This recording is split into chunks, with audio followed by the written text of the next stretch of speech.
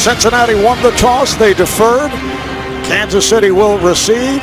So we will see Matt Castle take the field in just a moment. And I think it's absolutely critical, Marv, that he get off to a good start. This is a frustrated crowd. They're 0-4 here at Arrowhead, and you certainly don't want the Bluebirds to come out early. I think the offensive coordinator can help a little bit, Brian Dable, but Matt Castle has to play well early.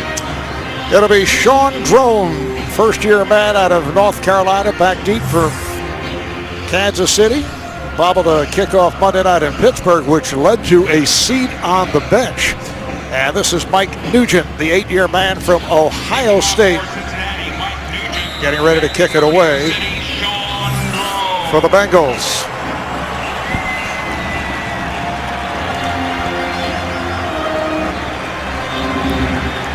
And we're underway here in Kansas City. Drone on the return. And works his way up near the 25-yard line, a 23-yard return. And for Kansas City, as we touched on, an offensive line with massive changes.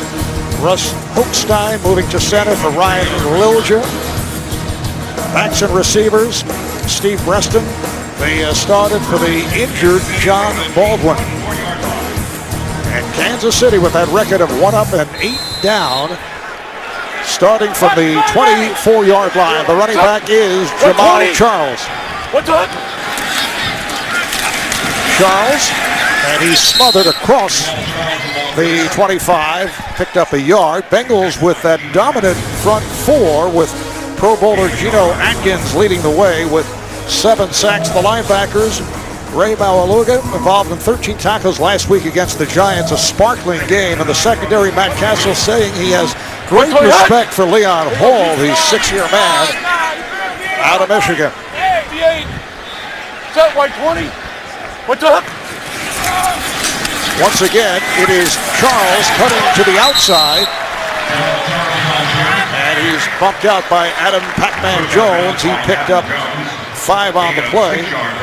Well, we see Kansas City with some no-huddle, up-tempo. They started out the season with quite a bit of the no-huddle, but they kind of got away from it. And you get the sense of just talking to Matt Castle and even Brian Dable. There's got to be more of a sense of urgency with this offense that things haven't been working. And sometimes you have to be able to shift gears. 3rd down and 4. Mike Zimmer, the defensive coordinator for Cincinnati, telling us it does not appear that Castle has confidence in his offensive line, and now it is an offensive line that is shuffled even more so. Here's Castle with a wobbler. It looked like it was tipped. And immediately here's the boos from this crowd. Well, there's not a lot Matt Castle can do about that. This ball's going to get tipped. Just watch.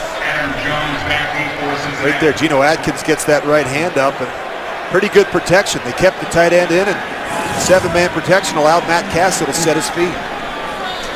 So Dustin Colquitt is back at his 16-yard line, and he will kick it away to Adam Pac-Man Jones, who has to drift back. It's a good punt. Takes inside the 10, and here they come. Pac-Man is taken down near the 20-yard line.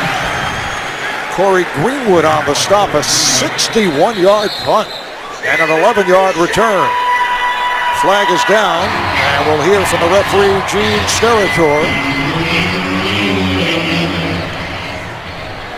Gene Steratore, one of the NFL's most well-regarded referees, his 10th year in the league, also an excellent college basketball ref. During the return, illegal block in the back. Number 51 of the return team. Half the distance to the goal. First down, Cincinnati. It's called on Dan Skuta.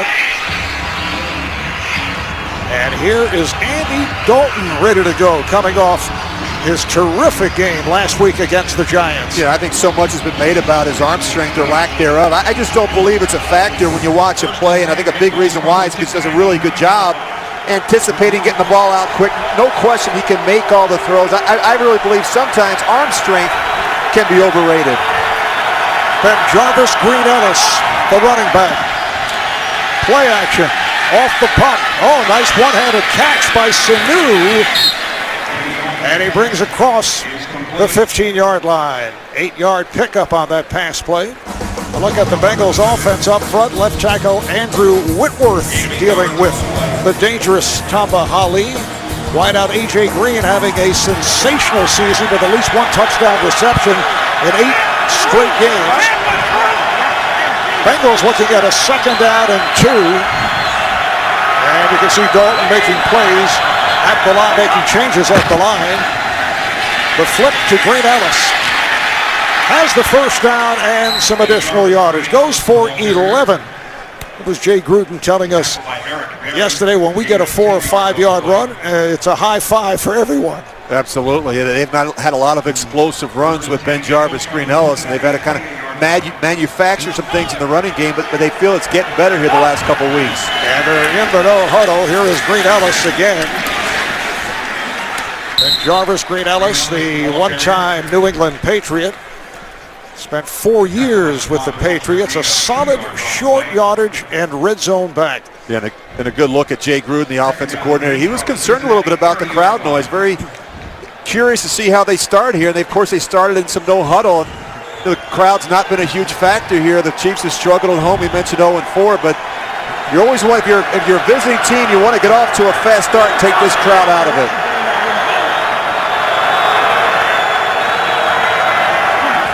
2nd and 8 for Dalton. A wobbler may have been tipped, so it is incomplete. Intended for Sanu. A look at the Chiefs defensively. They go with their 1st round pick out of Memphis, Dontari Poe, at nose tackle. We mentioned Tamba Hali, both he and Derek Johnson, Pro Bowl linebackers a year ago. In the secondary, Javier Arenas, now the starter right corner following the release of Stanford Ralph. And now the crowd very much into it as Dalton looks at a 3rd and 8.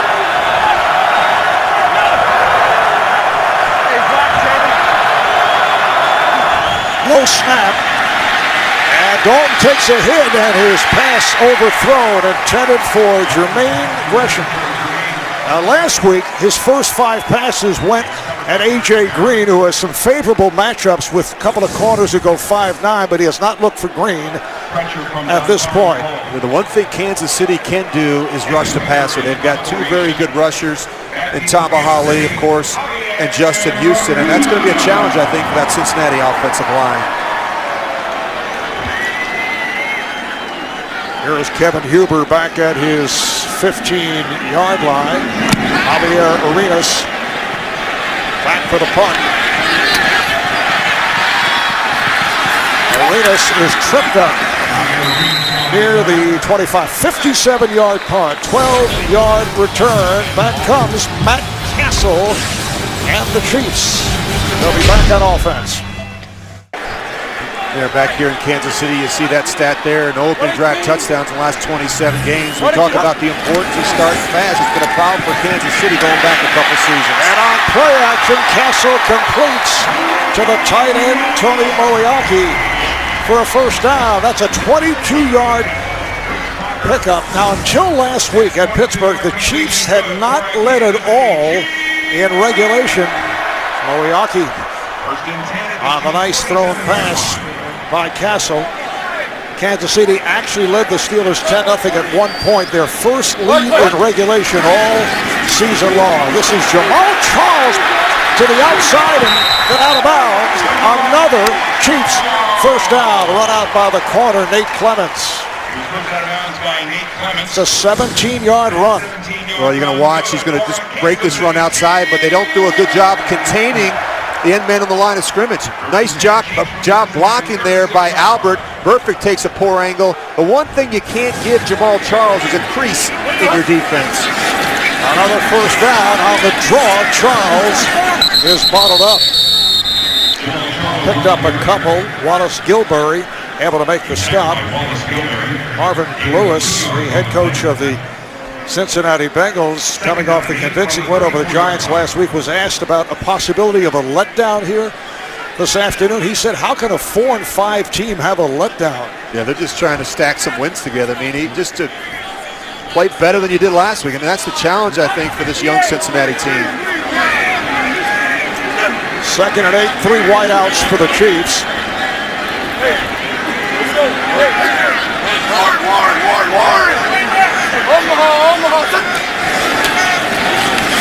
Once again, the handoff to Charles. Big hole on the left and works his way inside the 25 for another first down. Nate Clemens coming up to make the stop. So a good start here for Kansas City despite that shuffled offensive line. Yeah, what they do is they get everybody running this way, and then you're going to see Jamal Charles. He's great. He's got great vision, but he's a very good cutback runner. And you think about the challenge for Cincinnati. You can make the argument that there's not an offense more committed to running the football. They have to find a way to stop Jamal Charles. Charles running into one of his own men, but works his way inside the 20, met by the left defensive end, Carlos Dunlop. There's Romeo Crennel, the head coach of Kansas City, giving up the job of defensive coordinator to Gary Gibbs. That taking place for last week's game. He took over last season from Todd Haley with 3 games to play. One-time head coach of the Browns for 4 years. It has been a very long second season here at Kansas City for Romeo Crennel. Castle took a hit and his pass is incomplete. Crowd is looking for a penalty. Pass intended for Bowe, who was covered by Terrence Newman. I always think it's important to get these receivers involved early. You just got to be able to come out of your break. He just loses his balance at the top there. You know, as good as they run the football, they should be a better play-action team. And they should have more production in that area. It's just not something they've done a good job of so far this season. Chiefs with a 3rd down and 5 from the Cincinnati 19. Castle out of the gun and takes a timeout. So we are hearing the booing early despite the good drive here by the Chiefs. Back in Kansas City, the Chiefs taking an early timeout. It's a 3rd down and 5 at the Cincinnati 19-yard line. Sean Drone now in the backfield for Kansas City. From this point, it would be a 36-yard field goal attempt. Castle again takes the hit, but completes. The question is, was he inbounds? He did catch inbounds. It was Dexter McCluster, but short of a first down. Picked up 4 on the play. Well, they're going to be very protection conscious on 3rd down with a couple of these looks they're going to get from Cincinnati. They only get 3 out in the route, but one of them is McCluster. It's come up a little bit short. So here is Ryan Suckup attempting a 34-yarder. Had his ups and downs in the Monday night game at Pittsburgh. And this one is right through. So Kansas City on the board early, which is most unusual.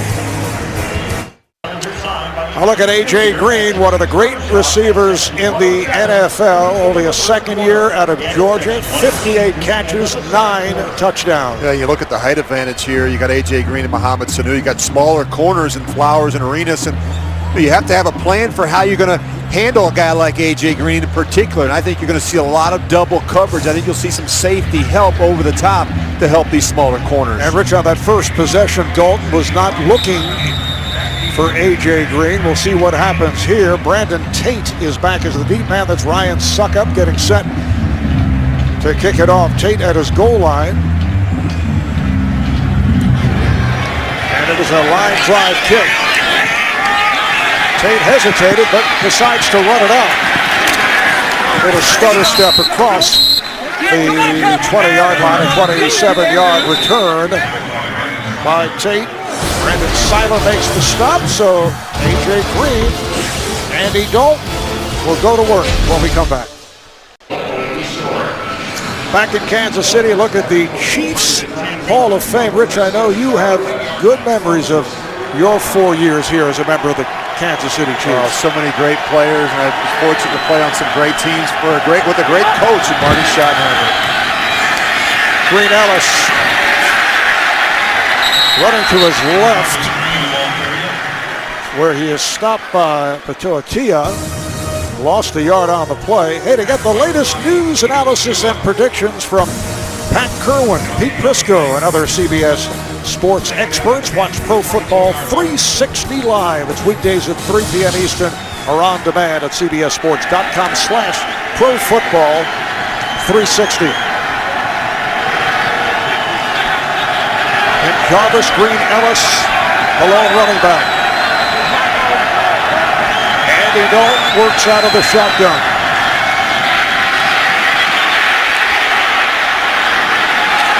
Green Ellis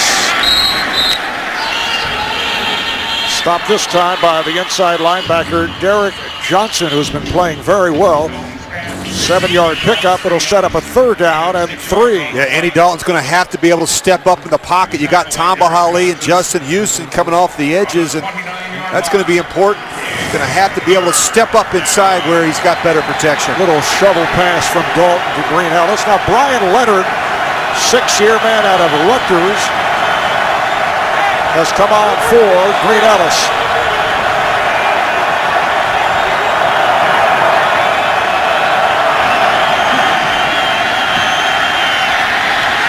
Dalton throwing, and it is incomplete, intended for Green. That's the first time that he has looked for A.J. Green, who had single coverage. Brandon Flowers, the left corner, who goes, as you mentioned, Rich, 5'9".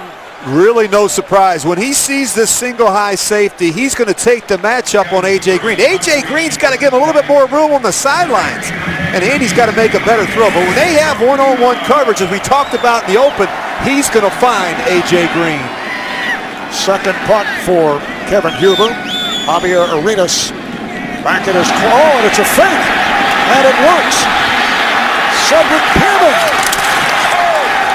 They've done this before with Pearman. He gets inside the 40, goes for 32 yards.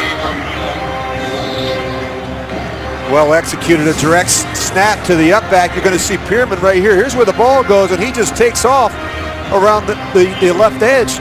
No, they don't do a good job containing it. You just look, really nice job out in front. You got Manny Lawson, a linebacker down there, out in front of Pearman. Cedric Pearman, who had a strong game against the Giants last week, providing a change of pace out of the backfield. So it's a 1st down for Cincinnati inside the Kansas City 40-yard line, and here come the flags. False start. Offense, number 84. 5-yard penalty. 1st down. It is on the tight end, Jermaine Gresham. Well, the special teams of Cincinnati has been successful. Week 3, they attempted a fake field goal, 4th and goal from the 5. This is Pearman able to be successful. And now Dalton with the screen, and Green is hit back behind the line. Tamba Hali was right on the scene, and that's a 3-yard loss. Well, they love these quick screens on early downs to some of these speedy receivers, but this one doesn't work because Tamba Hali, he reads it all the way. And one of the things that hurts Cincinnati is not having Andrew Hawkins up and available, because he's the guy they really like with those quick screens. Sets it back to a 2nd down and 18. Coming up on 5 minutes left in this opening quarter, and a 3-0 Kansas City lead as Dalton fires deep downfield for Green. Once again covered by Flowers. We're set for an update. Let's go to our New York studios. JB and Bill Cowher. Philly has won 3 straight against Washington, but yeah, Nick Foles, his first of 2 picks already in the first half. This one is capitalized. RG3, Darrell Young, 6 yards out. Still 7-0 Philly. Or Washington over Philly. Back to Marv Albert and Rich Gannon. All right, guys, you see the NFC East standings. Giants on top, coming off the loss to these Cincinnati Bengals. Bengals now 3rd and 18. Leonard is in the backfield. Dalton looking, and then throws to the left flank. Good coverage by Kansas City. Leonard made the catch, but well short of a 1st down. picked up 10. So Andy Dalton facing the pressure in this first quarter. Well, they've got some, we talked about players that can really rush. He's got to move around a little bit today and make some plays. He's a little late, I think, getting to the back, Brian Leonard. I mean, he had a chance for him earlier. Probably would have gotten the first down, but Andy was really looking to push that ball down the field. Well, Cincinnati being very aggressive. We saw the fake punt. Now we see him going for it here on fourth down. Fourth down and 7.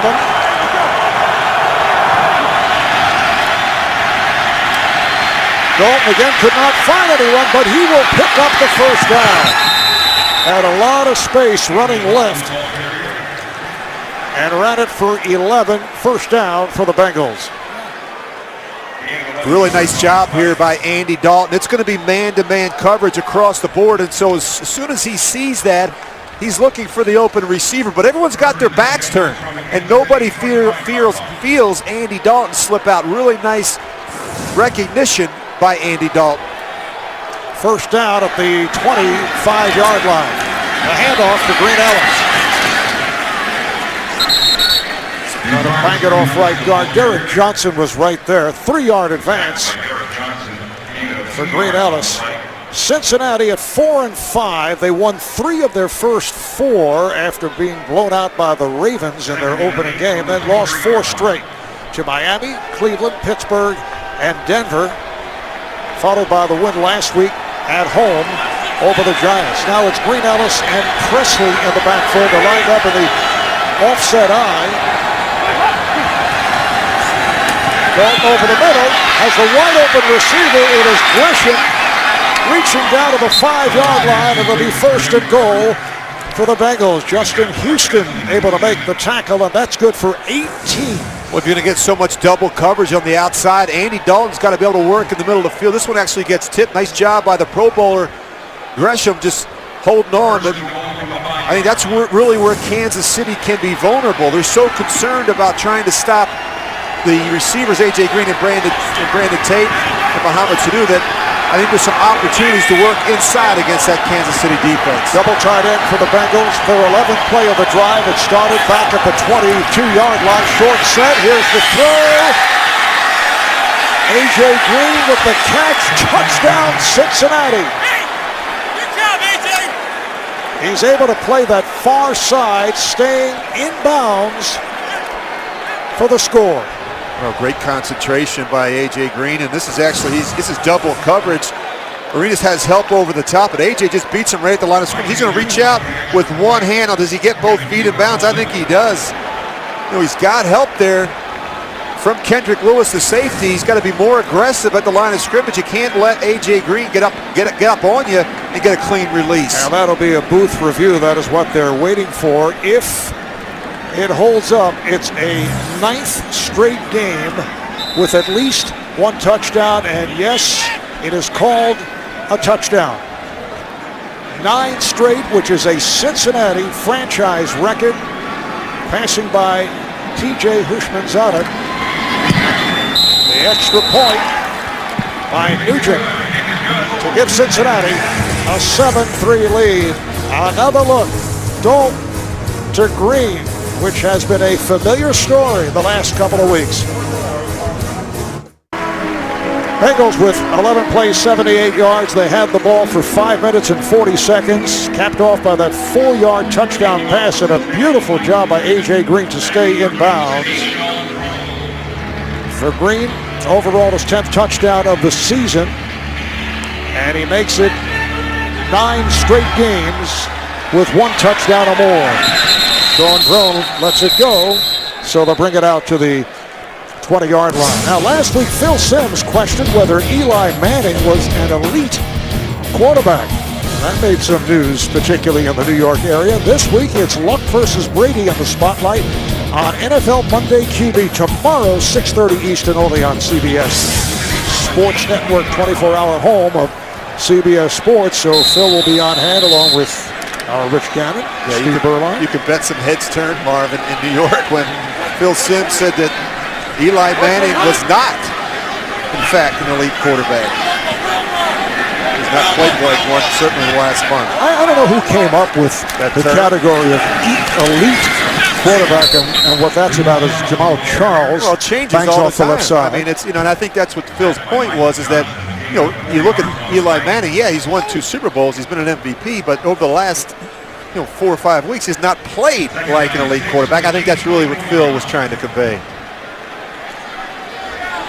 Speaking of elite quarterbacks, Matt Castle, he's got to start playing like one if he wants to stick around here in Kansas City.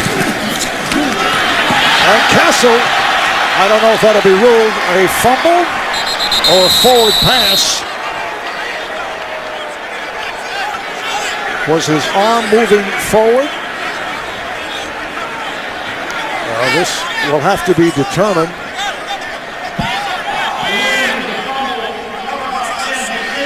Third down. Cincinnati indicating that they recovered the fumble.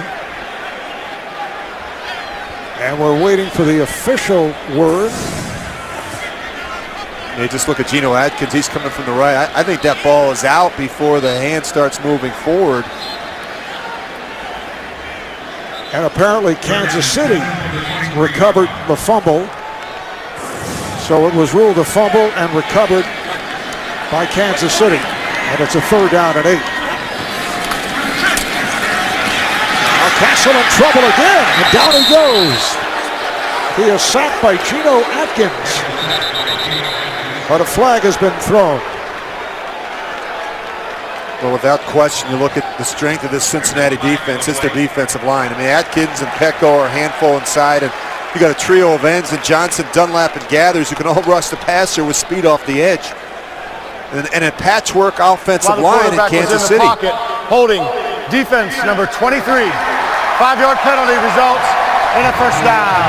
Called on the left corner, Terrence Newman, and it's a first down for the Chiefs. You look at Terrence Newman. He's got Dwayne Bowe right there. He's going to grab right at the line of scrimmage and hold on. You can't do that. You see him too late. He's got good coverage. Just can't grab and hold. Now Peyton Hillis below deep back. 1st and 10 for the Chiefs with a minute and a half left in this first quarter.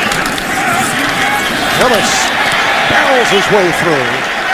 And he lost him, a strong side linebacker coming up to make the tackle. Peyton Hillis, originally a 7th-round pick of the Denver Broncos, spent 2 years with the Broncos and a couple of seasons with Cleveland, and had the big year, Rich, in 2010. He ran for 1,100 yards and then ends up signing with Kansas City as a free agent 2 years later. Well, then he was on the cover of Madden. He got jinxed.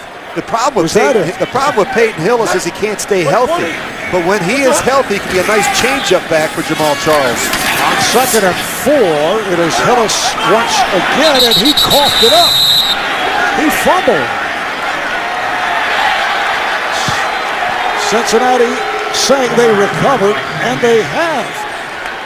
Vontaze Burfict, who has played very well. He's the weak side linebacker, a rookie from Arizona State, coming up with the football. And he has been a pleasant surprise. They took a chance on Vontaze Burfict, and everybody passed him in last spring's draft. You just watch Peyton Hillis. I don't think he ever feels, that ball's definitely coming out. I don't think he ever feels Geno Atkins on the inside, but Burfict's right there. He's been the leader of this defense as a rookie, and he's done a really nice job. He's doing all the little things right now, as Marvin Lewis told us last night. He's got great energy, and he's really helped make Ray Maluga a lot better on the inside.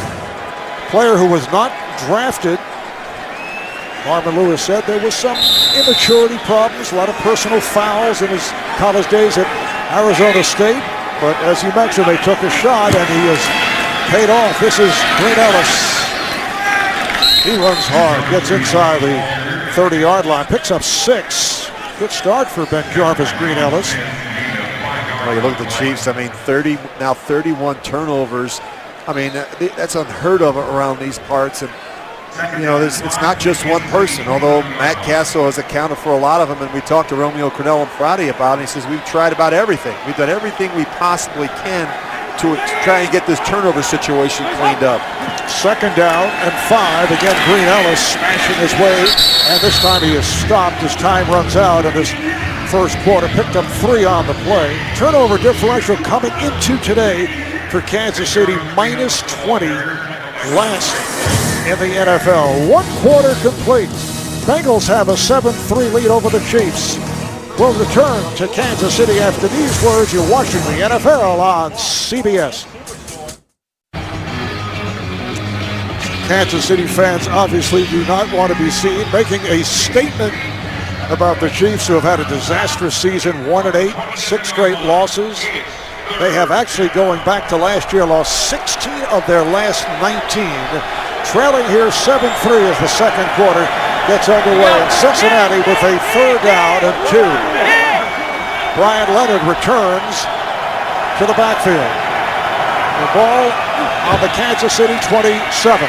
Dalton standing in, and then he's wrapped around, and he is taken down. Tamba Hali, Pro Bowler last season, 7-year man from Penn State, coming up with the sack and a loss of 6. And you've got to help these tackles early in this game. You're going to see Whitworth. He's got his hands full right now with Tamba Hali. You've got to be able to chip with the back or tight end against Hali and Houston, particularly early in the game, to help these tackles. Mike Nugent will attempt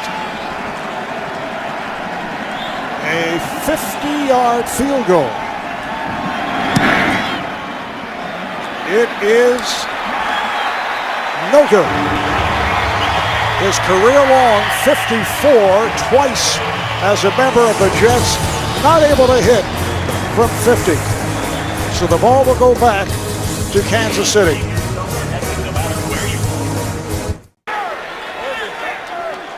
Kansas City 1st and 10 from their 40-yard line after that missed field goal by Mike Nugent. Jamal Charles trying to cut back inside, and he is stopped at the line. Hawaluga making the tackle. You go back to the beginning of the game, even before the game, and you look at some of the drills by Kansas City players. They have set aside individual periods in practice. They spent a lot of extra time trying to get the turnover situation cleaned up.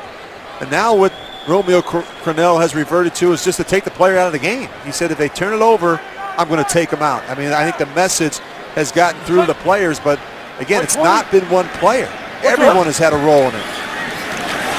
Delay, and Castle, I don't know if it was a miscommunication or Castle could not find the running back as Carlos Dunlap was able to tie him up. Oh, this will make you frustrated. You got a veteran quarterback and a veteran running back, and it looks to me like Matt Castle goes the wrong way. The line's working to the left, Jamal Charles is working to the left, and it looks like Matt Castle gets confused and opens up the wrong way. But it's these type of negative plays that are killing the Kansas City Chiefs. It's not just the turnovers, it's the negative runs, it's the penalties, it's the sacks, drop balls. It all adds up every week, and they're not good enough right now to be able to overcome all the mistakes. Sean Drone has come on for Jamal Charles on a passing down, and that one is over the head of Drone, and you can hear the crowd.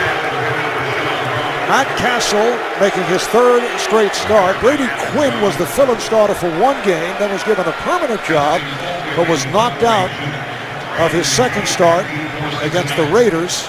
Quinn suffered a concussion, and just the other day was cleared by the Chiefs medical staff to return, and he is the backup quarterback today. Brandon Tate is back deep for this punt from Dustin Colquitt.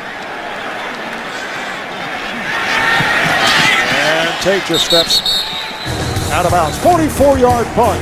Cincinnati 7, Kansas City 3. We'll be right back. Marv Albert with Rich Gannon from Arrowhead in Kansas City. Early 2nd quarter. Bengals have a 7-3 lead on the Chiefs.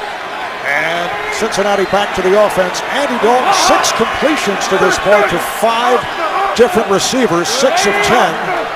Including a touchdown. The handoff to Pierman. Picked up a yard.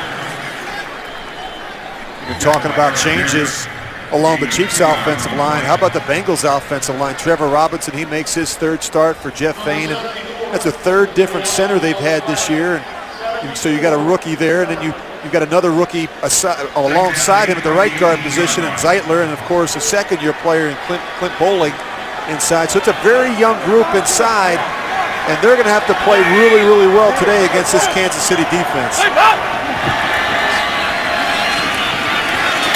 Cedric Pearman, once again. Pearman, a 3-year man out of Virginia last week against the Giants. 6 carries, 21 yards. Marvin Lewis saying that he gave the Bengals a big lift. It's his 3rd season with Cincinnati, originally a 6th-round pick of Baltimore. Picked up 4 on that carry. It's a 3rd down and 4. Now Brian Leonard will come on for Pearman. So Jay Gruden, the offensive coordinator, has kept things balanced to this point. 3rd and 4 for the Bengals.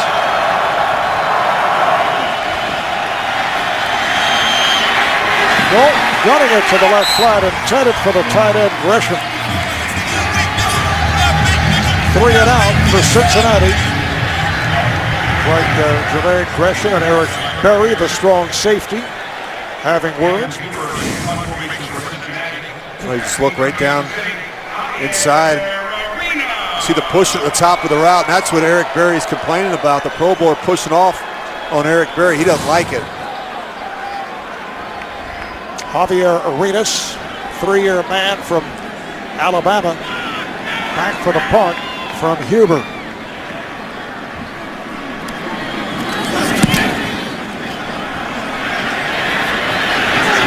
Arenas at the last instant calling for the fair catch. 51-yard punt. We'll be back in a moment. Rich, prior to the start of the season, there were very high expectations for the Chiefs, not only here in Kansas City, but throughout the country. In many publications, as you can see, new teams make postseason. Chiefs could be that team. Yeah, I'm really surprised. I mean, you think about Oakland had a new coaching staff. Denver had the new quarterback, a new defensive coordinator. San Diego almost fired A.J. Smith and North Turner. I really felt like Kansas City would play much better this season. Castle's pass is overthrown.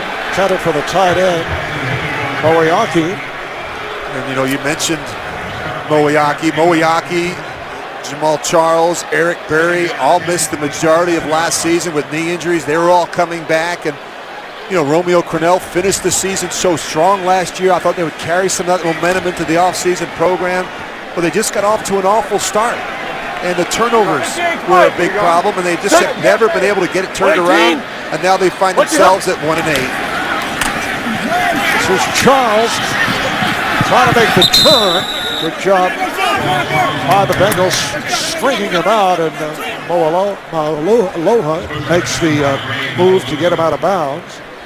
You know, you just get the sense when you're in the building on Friday, and you know, the players are disappointed, they're frustrated, they're down. It doesn't have a good vibe. You look at the stadium, this used to be a rocking place, even being around town. You and I out to dinner the other night. I mean, you know, Friday and Saturday nights down in the plaza. It was an exciting time. It just, for whatever reason, this city doesn't have that feel, and it's not as, people aren't as intimidated about coming into play at Arrowhead anymore.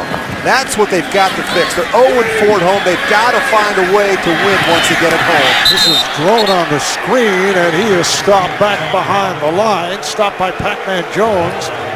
And again, you hear the boos off that loss of 3 as the punting unit comes on. On the subject of dinner the other night, it's such a shame, and this happens every time we go out. Our producer, Ross Schneiderman, director, Andy Goldberg, and myself, we chip in for your portion. I mean, you always, the check comes, and you leave the table. I don't know where you go. Isn't my per diem enough? It's doing one of your 87 radio shows every week. Pac-Man Jones let it go, and a flag is thrown. Just a 35-yard punt. Buddy Jeff Siemens been busy right down there. That line judge, a buddy of mine. He's been breaking up fights all first quarter. Yes, we have seen words exchanged several times in this first half. The referee is Gene Sterator.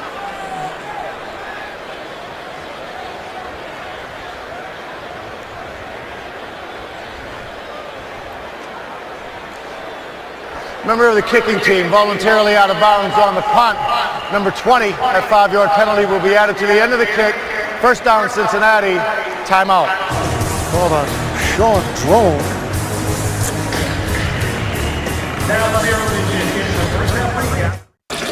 Rich, as you know, outside of Arrowhead, it is a tailgater's delight. That's about as good as it gets, right? We smelled the charcoal barbecues going before the games we drove in, and maybe one of the best places in all of the NFL to tailgate. Cincinnati back in possession, first and 10.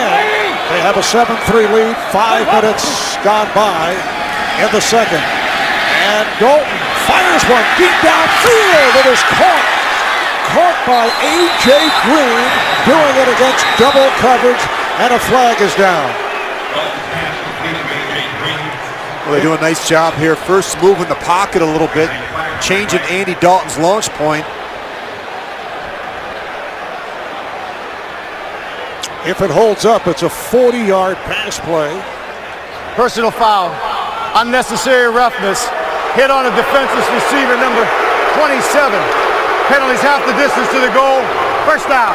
It is called on Elam for the head-to-head contact. A little bit of a double move. He just stutters him enough. He goes right by Flowers. And a good concentration because he knows he's going to get hit by the safety. Abram Elam, just really nice concentration and does a nice job trying to protect himself from the big hit. And that's going to be the challenge for Kansas City. Eliminate the explosive plays. The plays of 20 yards or more in the passing game. Cincinnati has a bunch of them. First and goal at the 8. Green Ellis toppled over. Taken down by the inside linebacker, Derek Johnson. That's a pickup of 2. Well, Derek Johnson, I know it's been a difficult year, but this guy has really played well in the middle of that defense. I thought he had a terrific game against the Steelers on Monday night. He leads the team with 78 stops. If you look at the numbers between the two quarterbacks, and well, Charles, that's really the key to it. Look at Dwayne Bowe. They just don't get him involved in games early. That's a real problem. It's tough when you're a one-dimensional outfit offensively. All they do right now in Kansas City is run the football. Second down and goal. Dalton can't find anyone. And he's taken down back at the 10. Tyson Jackson, the left defensive end, making the tackle. It's a loss of 3.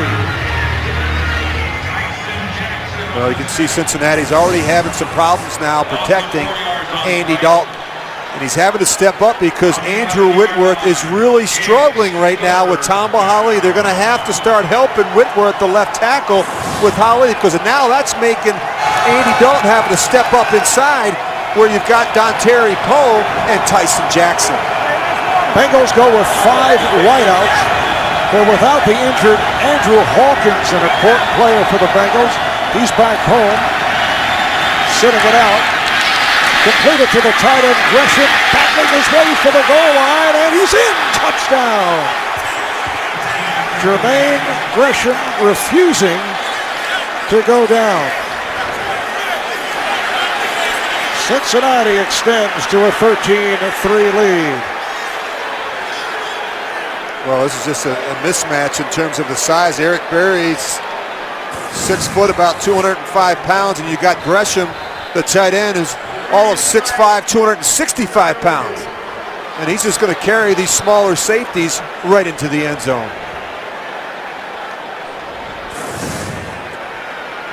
Well, they're checking out whether Gresham did get it across the goal line. The booth review. And we'll be back right after this. One of the new rules this season, every touchdown is under review. It does not cost the coach a challenge.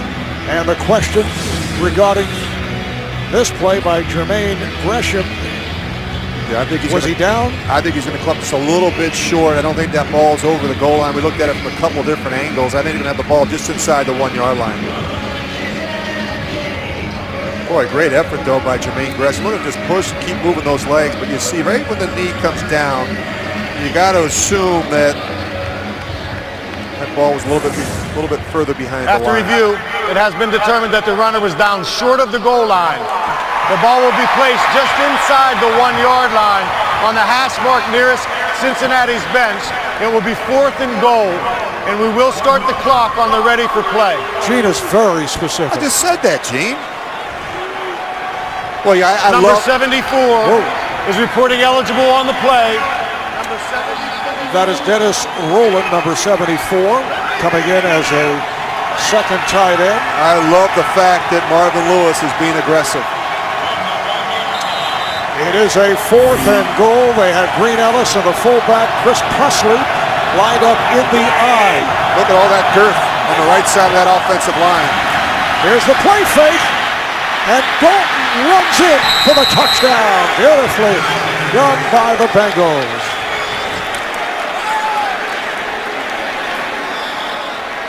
Boy, does a great job selling it, extending the ball.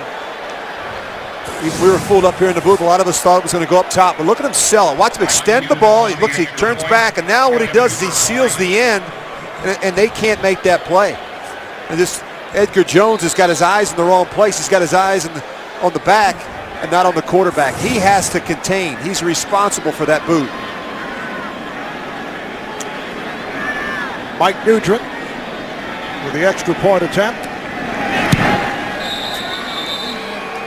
Bengals, 5 plays, 57 yards, 2 minutes, 13 seconds as they go for it. 4th and goal from inside the 1.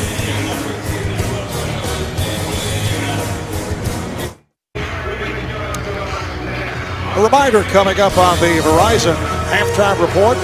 Join JB, Dan, Shannon, Boomer, and Coach Bill Cowher for all the latest NFL scores and highlights that's coming up on the Verizon halftime report. Harv Albert, Rich Gannon were at Arrowhead in Kansas City. A very happy Andy Dalton. His Bengals have taken a 14-3 lead on the Chiefs. Cincinnati, with a win, would go to 5-5 and very much in the playoff hunt. Trying to make it 2 in a row after losing 4 straight. Deep kick.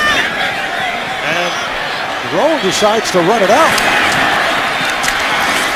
Nice return, spinning his way up near the 25. Goes for 29 yards. Well, you look at Kansas City. We talked about getting off to a good start. They've not done that on offense. I think Matt Castle's lost a little confidence. Doesn't trust the protection. Or you look at Peyton Hill as he gets a chance to go in there. He puts the ball on the ground. Of course, turnovers have been a big story. Then they got a blown assignment by the veteran quarterback, Matt Castle. He opens up and goes the wrong way on a run. I mean, these are day one mistakes, rookie mistakes that the veterans are making. It's got to be very frustrating right now for Brian Dable, the offensive coordinator. Steve Preston flanked to the near side.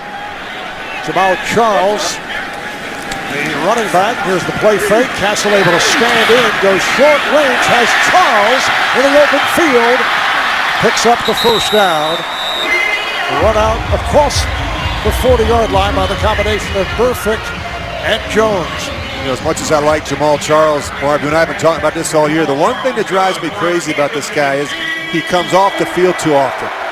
And, you know, we talked to the head coach about this, and he said, look, he's not a marathoner. He's a sprinter. Well, they have to start training this guy to be a marathoner. Adrian Peterson stays in the game. Jamal Charles has to play more of the snaps.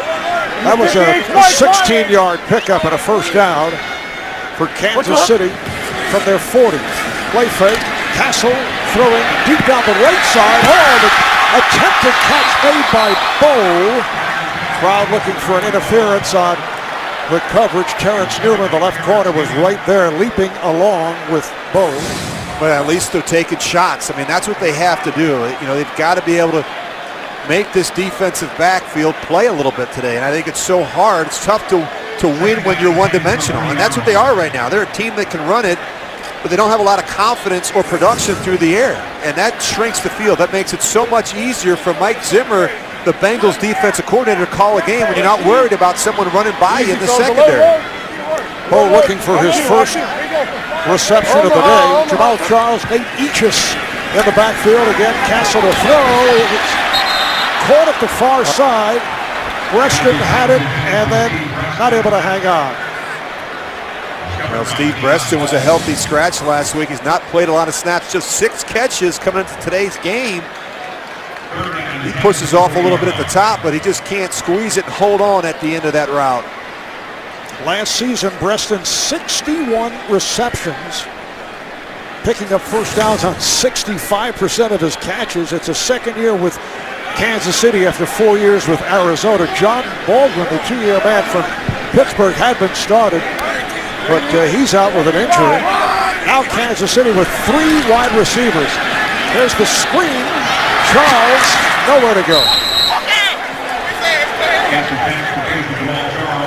He was met by Vontez Burfict. Well, you look at the problems Kansas City's having right now, Marv. They can't convert a third down. Or they haven't converted a third down today. I think they're 0 for 6 or 0 for 7. In fact, neither team has converted a third down. Look at both these teams combined. They're 0 for 11 on third down. But from Cincinnati's point of view, it hasn't really mattered. No, because they're doing the damage on first and second down. Good hang time by Colquitt, and the fair catch made by Tate. Flag is thrown, 44-yard punt. 49-yard punt. And there is a penalty.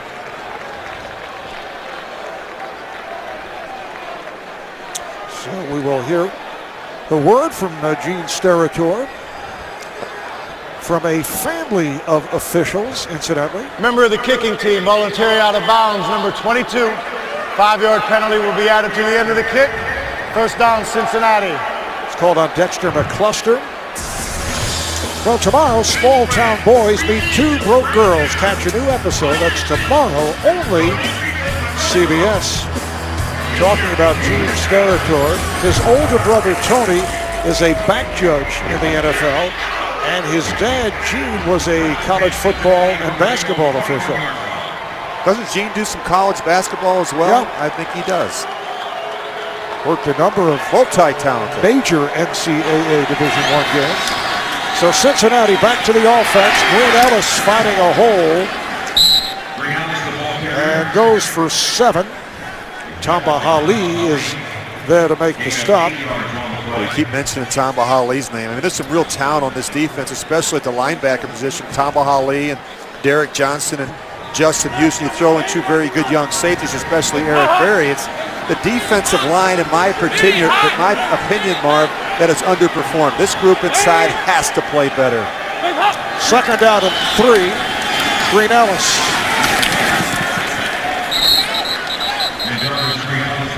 Picked up 3, stopped by Sean Smith, but a flag is down. And this is how you stop Tamba Hali. You just grab him and hold him. Holding.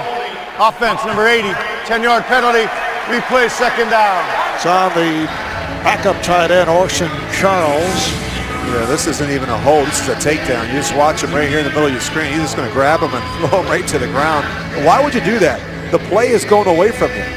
And Tamba Hali has been a handful today for this Cincinnati offense. They have not had a plan. They're going to have to start doing something to slow down Tamba Hali. Second and 13. Ball back at the 18-yard line. 4 wide receivers for the Bengals. Empty backfield. Dalton completes. There's Ryan Whalen, second-year man from Stanford, only his 5th catch of the year. It's good for 6, met by Brandon Flowers. Well, one of the ways you slow down Hali is you double team him. Andrew Whitworth, he's going to have some help inside. Look at that. That's how you discourage that type of behavior. You have your left guard Bowling take his ribs out. He never felt the left guard coming as well. Take his ribs out. That'll make you breathe a little heavier. Now you've got a tight end over here now. Third down and 7. That's Gresham lined up in the slot. Dalton had the time, finds Gresham, breaks a tackle, and picks up the first down. That's just really nice scheme by the Cincinnati Bengals. They're going to keep Jermaine Gresham in just to give some presence, just to give a little help on Tamba Hali. You're going to see him right here. He's going to actually help, and then once he does, he gets out in the route. But this helps the left tackle inside. See him block, and then he throws him, and then Dalton comes to him late. and it's just enough to get the first down. And now the talented rookie from Rutgers, Mohamed Sanu, split wide to the left, but again it's to the ground. It's Green Ellis making his way to the 40-yard line. Talking about Tamba Hali, what a story. He was born in Liberia. He fled Civil War-torn Liberia. He joined his late father, Henry, who was a chemistry professor at Fairleigh Dickinson in New Jersey. Tamba grew up in Teaneck, New Jersey, where he was a football and basketball star. Then it was on to Penn State, and then first-round draft pick in the NFL, and a two-time Pro Bowler. 2nd and 6. Inside handoff for Green Ellis, who finds some running room. Green Ellis makes his way to the Kansas City 40-yard line. He goes for 21. He's brought down by the free safety, Kendrick Lewis. This is something you see a lot of from Ben Jarvis, Green Ellis. Look at the big hole he has to run up in there, and then you see Derek Johnson just overplays it. But not a lot of explosive runs from Ben Jarvis, Green Ellis. Beautiful block by Zeitler, the right guard. Here's Dalton throwing deep down the right side, overthrows. Pass intended for A.J. Green. Ben Jarvis, Green Ellis, 10 carries, 57 yards. Well, you got to give him a chance. He just overthrows him, and this is an area where I think Andy Dalton's really improved throwing the deep ball. He's getting it out quicker. He's not late with the throw, and he's putting a little more trajectory on it, and it's helped him be more accurate, but he knows he missed an A.J. Green. He's so tall, you just have to give him a chance. Even if it's underthrown, give him a chance to jump up and use that size and leaping ability.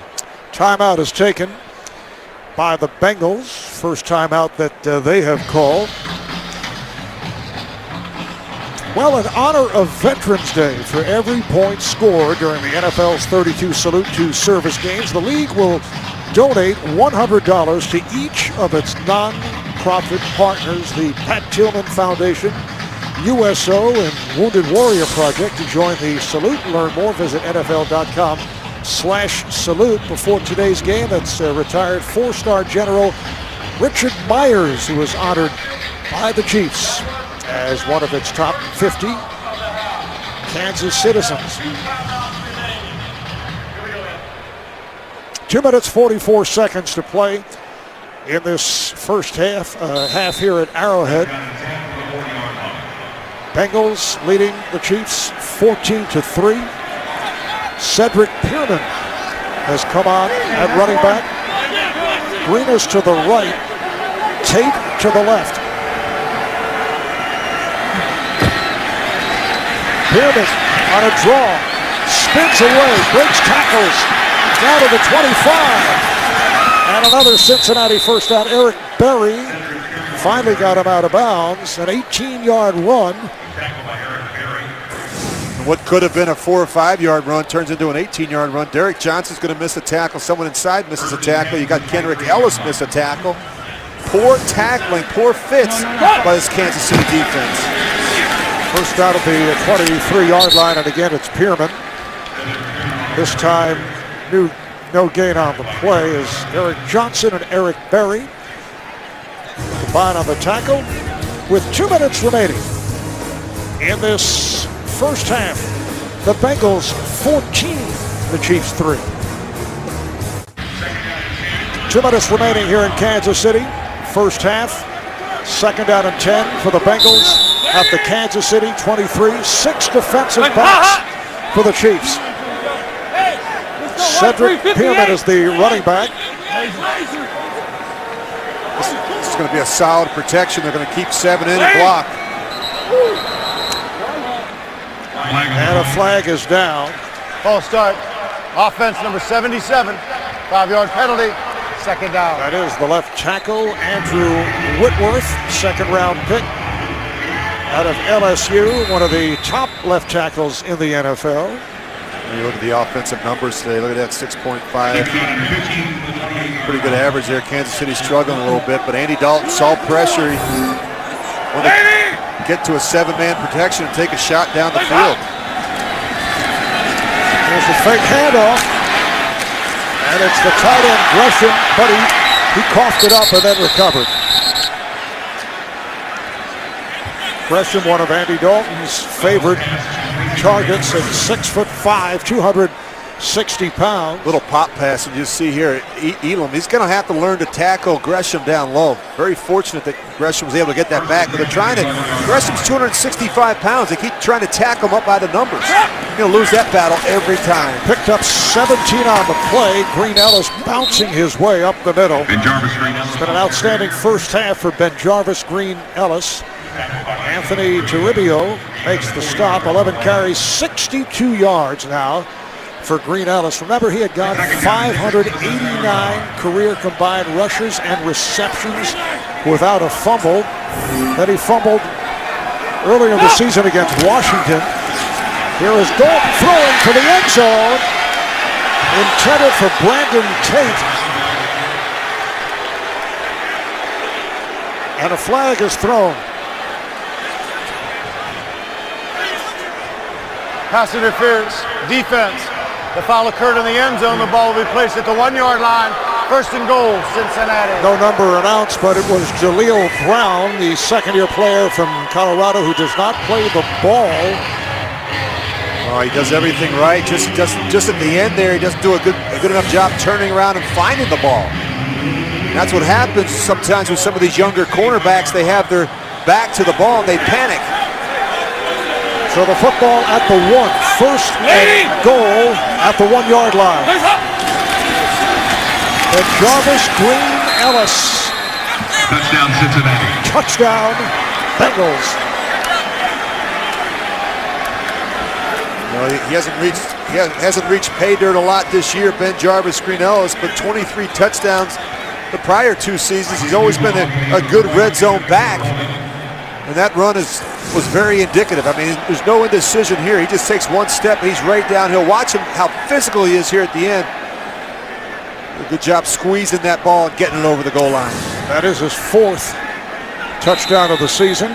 Good block by the left guard, Clint Bowling. 11 plays for 79 yards, and the Bengals had it for nearly 5.5 minutes. Now the point after try by Mike Nugent. The Bengals with a 21-3 lead on the Chiefs with 53 seconds to play in the half. Coming up on the Verizon halftime report moments away, join JB, Dan, Shannon, Boomer, and Coach Bill Cowher for all the latest NFL scores and highlights coming up on the Verizon halftime report. Guys getting ready. Here you see the drive by the Bengals. So they follow up on their very impressive performance last week against the Giants. That was at home in Cincinnati. Beat the Giants 31-13, and they have this 21-3 lead here against the 1-8 Kansas City Chiefs. And the big difference last week, Andy Dalton didn't throw an interception. You go back to those 4 straight losses, and they, a lot like Kansas City, where they were turning the football over. They weren't giving themselves a chance to be in games in the 4th quarter. And you can look at that, having fun here in Arrowhead, and I've been really impressed with Andy Dalton. I think he's like a lot of quarterbacks. He's gone through some tough times, but he's super competitive. He's extremely poised. He's very intelligent. All good qualities to have. You're going to be successful at this level. Sean Drone not able to come up with it. They'll bring it out to the 20-yard line. Mentioned earlier that Cincinnati's certainly in the playoff hunt. As you look at the division leaders, Houston, Baltimore, New England, and Denver, and in terms of wild card, you have the Colts at 6-3, Steelers 6-3, but the question is the status of Ben Roethlisberger, and then San Diego and Cincinnati each at 4-5. I think really Cincinnati, we talked about both these teams, Cincinnati and San Diego 4-5. I mean, the reality is you probably have to win 5 of the 7 remaining games to have a chance for the postseason. This Castle looking to his right. He pegs it. It is caught short of the first down. Terrence Copper comes up with his first catch of the season. It's good for 9. And Terrence Newman is shaken up. Bengals left corner, 2-time Pro Bowler, as a member of the Dallas Cowboys. Cincinnati signed him after he was released by Dallas. You look at how many corners they have, the depth and talent at the cornerback position for Cincinnati. I think it's better than any other team in the league right now with 6 former first-round draft picks.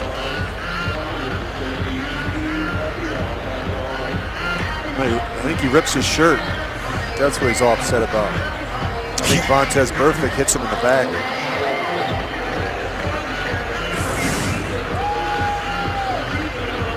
They're loaded. I mean, you think about Terrence Newman and Leon Hall, Nate Clements, Adam Jones, Drake Kirkpatrick, Jason Allen, who's not active today. And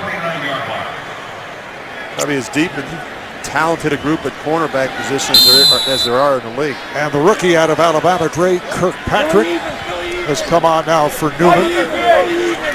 41 seconds to play in the half.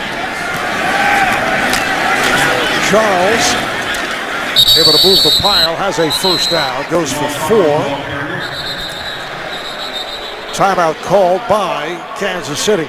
And there's been some criticism about some conservative play calling. At times you get the sense that the offensive coordinator, Brian Dable's been trying to protect the quarterback with a call, or that he doesn't trust the protection is going to hold up. I think it's always a constant battle as a play caller to be aggressive, but also to be smart and realistic with what all 11 players are capable of doing.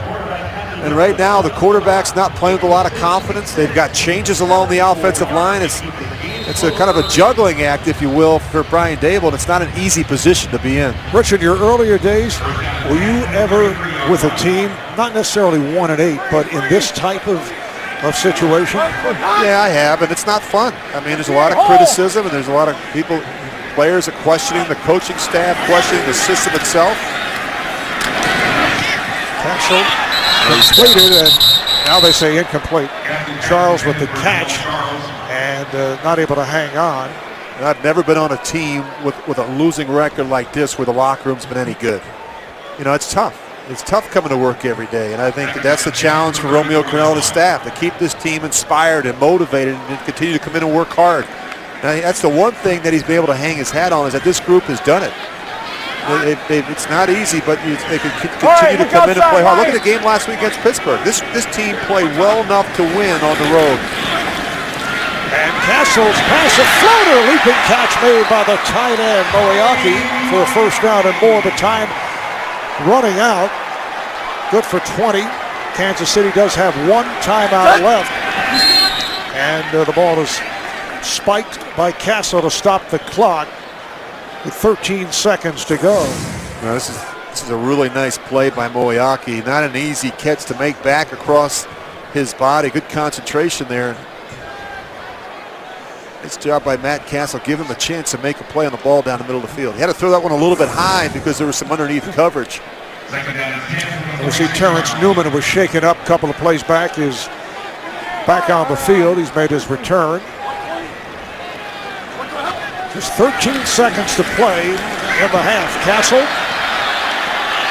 now swings it downfield. The catch is made at the 20. Clock is stopped with 5 seconds to go. McCluster made the catch, and now the timeout taken by the Chiefs. So the ball is at the 20-yard line. It's a 26-yard pass play. And we'll see a field goal attempt. Really nice job not giving up on the play, scrambling, buying himself some time, and then finding Dexter McCluster down the field.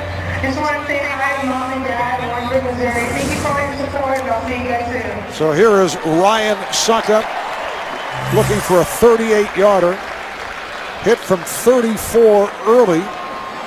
Start of the year, he'd hit 14 in a row. Coming into today, he'd missed 2 of his last 5, including a big miss last Monday night of the game against the Steelers. And then he hit from 46 at the end of regulation to send it into overtime. Has an angle to the left. Cincinnati now takes a timeout. Well, Wednesday in prime time, JV, Chris Collinsworth, Phil Simms showcase America's favorite game of their own unique style inside the NFL. That's Wednesday on Showtime.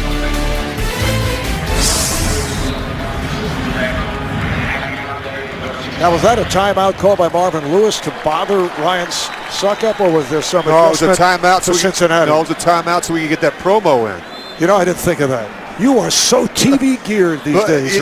I'm a TV guy. But in all seriousness, you just think about that possession right there. That may have bought Matt Castle another 30 minutes in the second half. I mean, there's a chance they could have made a change to Brady Quinn in the second half because Matt wasn't playing particularly well for the first 30 minutes. 38-yard field goal, and a flag is thrown. And that could add to the distance for Ryan Suckup.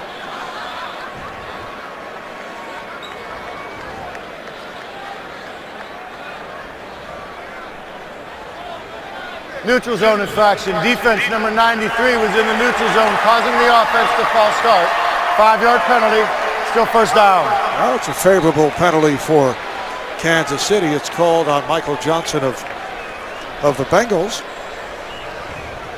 So they move it up. This will be a 33-yard attempt. Ryan Suckup in his 4th season out of South Carolina.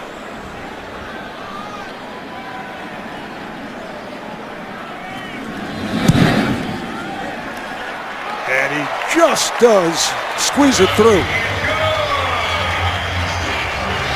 So that is the end of the first half with the score. The Bengals 21 and the Chiefs 6. We'll be back with the Verizon halftime report after we pause for this message and a word from your local station. Suckup just did get it inside the upright. Halftime at Arrowhead. You're watching the NFL on CBS, home of Super Bowl 47. It is on to the second half at Arrowhead in Kansas City, and the Bengals in front of the Chiefs 21-6. Marv Albert along with Rich Gannon. Well, Cincinnati picking up where they left off with the impressive win last week over the Giants. Chiefs, as they will tell you around Arrowhead, same old Chiefs struggling in the first half, coming in with their record of 1-8. Unusual stat, you look at Cincinnati, they converted only 1 third down, but a different story, very successful in fourth down conversions. Yeah, neither team's been good on third down, as you mentioned, but Cincinnati's been very aggressive, a perfect 3 for 3 on fourth down. They faked a punt, the pyramid, which led to a Cincinnati touchdown. They come right back, Dalton with a quarterback scramble on 4th and 7, and then finally a 4th and goal with the quarterback keeper and the bootleg to Andy Dalton. 21-6 lead, and look at the first half stats, and Cincinnati has done what they had to do. They came in here and they've taken this crowd out of it, and they got the lead that they wanted to head into halftime. Look at the numbers. Kansas City just can't get anything going offensively right now.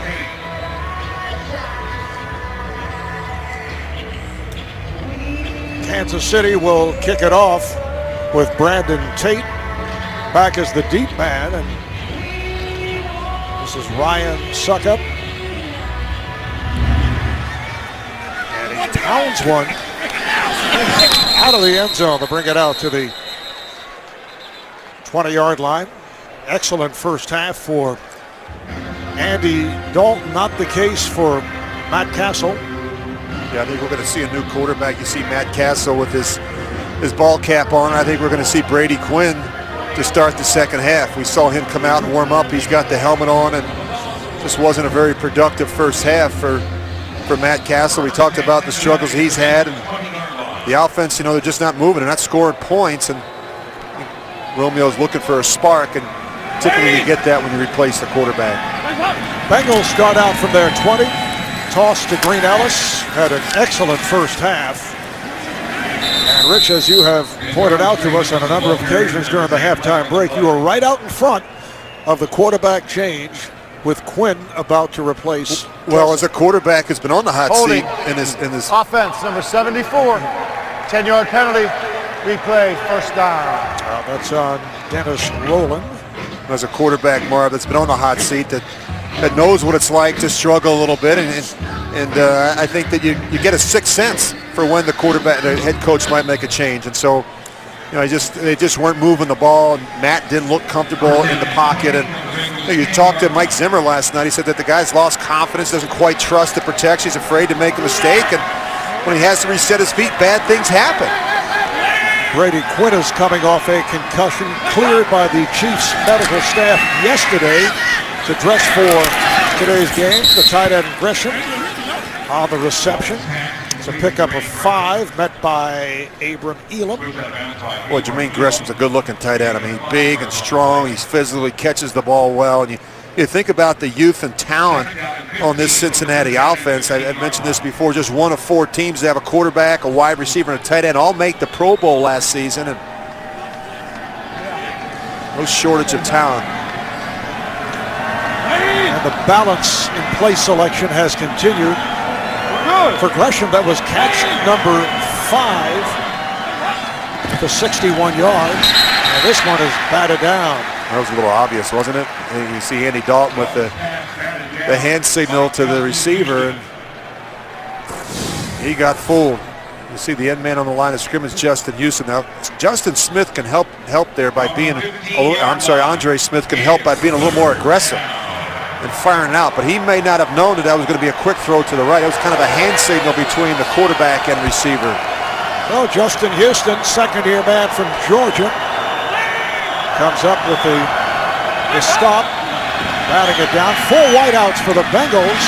This is A.J. Green putting the speed on for the first down across the 35, tackled by Derek Johnson. Well, what really makes this go is you've got a left guard and a left tackle that can get out in front of the screen, and you just watch. They're going to get out in front. You got the tight end out here too. Now this is a nice little lane for the receiver, and that's because you've got an athletic left tackle in Whitworth and a really good left guard and Bowling that can get out and run and get in front of the screen. End result, a gain of 21. Handoff to Sanu. Mohamed Sanu, rookie out of Rutgers, a 3rd-round draft pick, goes for 4. He's a guy who can throw, as we saw earlier in the season, through a touchdown pass. He can catch. He's listed as a wide receiver, and he can play in the backfield. And he's a physical guy, big, strong kid, 6'2", 210 pounds. The thing he's got to learn to do is practice better. We talked to Jay Gruden last night, the offensive coordinator. He said that he doesn't always look sharp in practice, but he really shows up on game days. But you've got to be able to practice in order for the coaching staff to have that confidence in you to dial up your plays. On 2nd and 6, Dalton stopped by Poe. Dalton couldn't find anyone. Well, week 3 at Washington, very first play of the game. The touchdown pass thrown by Sanu to A.J. Green. He has a terrific arm. Yeah, he really does. He actually, believe it or not, in high school he played a little quarterback. He actually worked out with our own Phil Simms a little bit in North Jersey, and he's a very talented player. As you mentioned, Mark, went to Rutgers, and so I think you're going to see more and more of him the next 6 or 7 weeks. 3rd down and 5. Dalton to the sideline, incomplete, intended for Brandon Tate.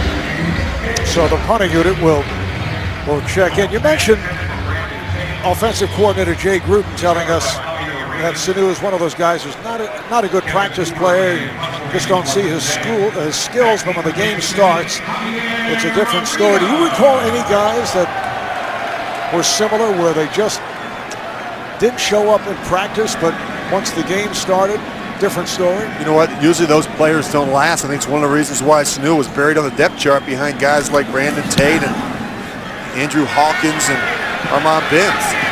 You've got to be able to practice to play well. Excellent coverage by the Bengals. 48-yard punt, no return, and here comes Brady Quinn replacing Matt Castle. Matt Castle, 8 of 16, 93 yards, not able to get anything going, so Brady Quinn has taken over. Handoff to Charles. Makes his way across the 15, picks up 5. Pecco on the stop. Brady Quinn, an Ohio guy out of Dublin, Ohio, signed as a free agent from Denver. signed after the Chiefs were told that Peyton Manning was not coming to Kansas City. Brady had been the backup with the Broncos, and he is back from a concussion. Went on the run, able to complete to Charles, and has the first down. Run out by Malaluga. Injury report from the Chiefs, who are now down another receiver. Wayne Bold is a questionable in terms of a return because of a head injury, which we saw take place on a pass that was headed his way. That's not going to make Brady Quinn's job any easier. They're already without Baldwin and now.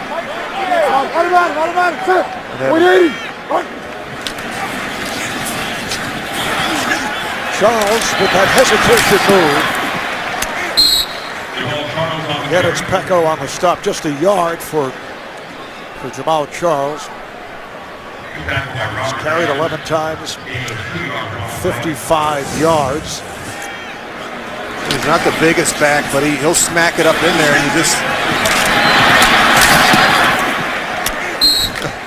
protect yourself in piles. I've said that many times. Second down and 8. And again, it is Charles. Jamal for no gain. I really don't think that the offense is going to change that much with Brady Quinn. I think Brady Quinn may bring a little bit more mobility to the quarterback position, more likely to pull the ball down and run with it as opposed to Matt Castle. Boy, they can't afford to lose Brandon Albert. Think about all the changes they've got to that offensive line right now. You get the rookie Stevenson in there, Hochstein in there playing, and of course, now you got Brandon Albert down. Albert, the left tackle, 5-year player out of Virginia. We talked about this earlier. You go back to the opening week against Atlanta. Only Brandon Albert remains in there. Lilja is out today. Hudson started the season as the center. Yeah, Asamoah out with, actually he's recovering from thumb surgery. Eric Winston moving over from right tackle to right guard. You mentioned Donald Stevenson, rookie from Oklahoma, making his first start as an offensive lineman. He had started a couple of games as a second tight end. Yeah, and Hochstein jumps in there at center. So now you got your third different center, and then you see Brandon Albert right here at the left tackle position. And what he does here, he gets stepped on or gets hit in the head, or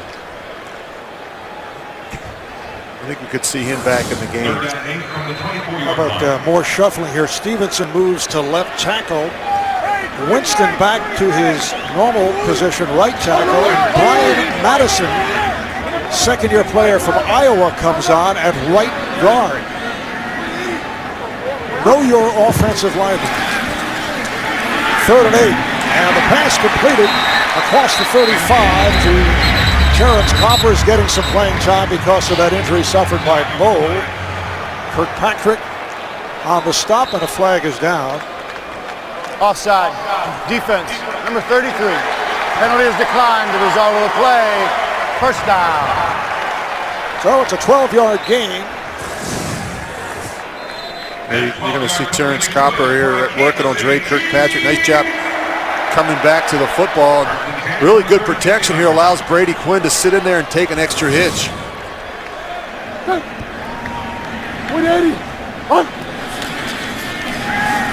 Quinn on the play fake, and it's caught for another Kansas City first down. Caught by Copper.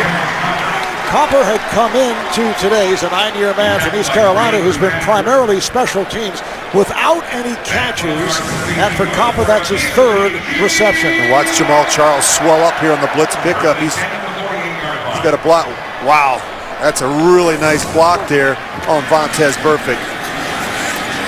Hand off to Charles. Cincinnati has done a good job against Jamal Charles here in the 3rd quarter. Only a 1-yard gain. Michael Johnson was right there to make the tackle. brings up a second down and 9 at midfield. Kansas City Chiefs 1-8. They're tied with Jacksonville for worst record in the NFL. They dropped their last 6. They are 0-4 here at home at Arrowhead. Quinn in trouble, gets it away. It is incomplete.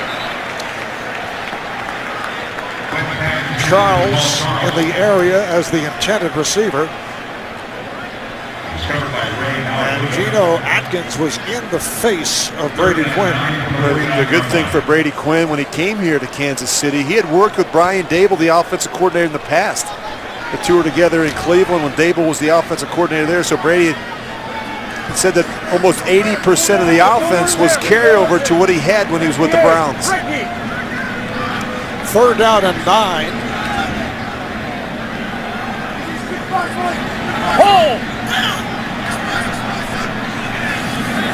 Tough snap handled by Quinn, but he's in trouble, and down he goes.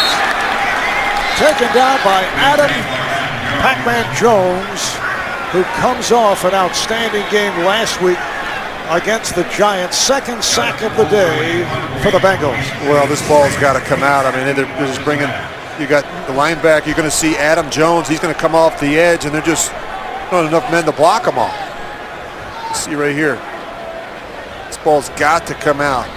It took too long. When you see pressure like that, you've got to find a quick answer throw. The punt by Dustin Colquitt. And here's Tate, stopped at the 20. Brian Keel on the tackle, 40-yard punt and a short return. Cincinnati back in possession, starting at the 19-yard line. 6 defensive backs on the field for Kansas City. Green Ellis picked up 3.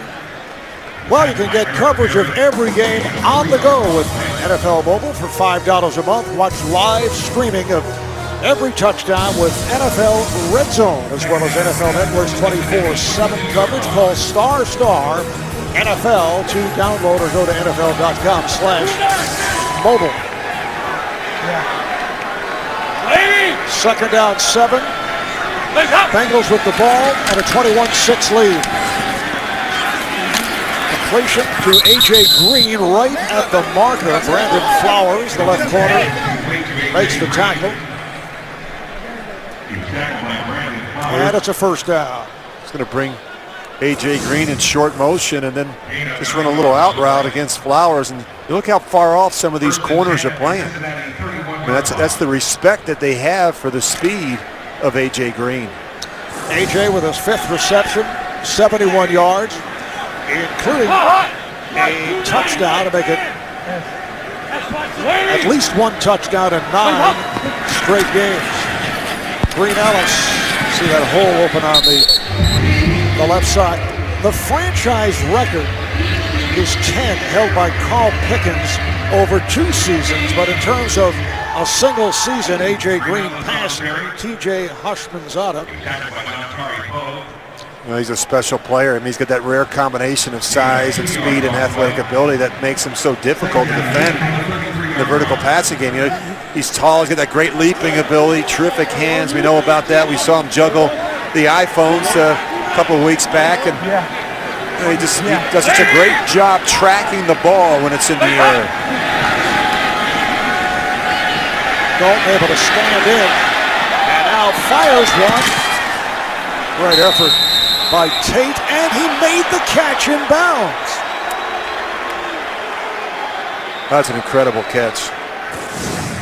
Well, you just watch the concentration. Good protection here. You see Andy Dalton slide. Now, look at the coverage. It's pretty good. He fits this one in here. Look at the concentration to get both feet down by Brandon Tate.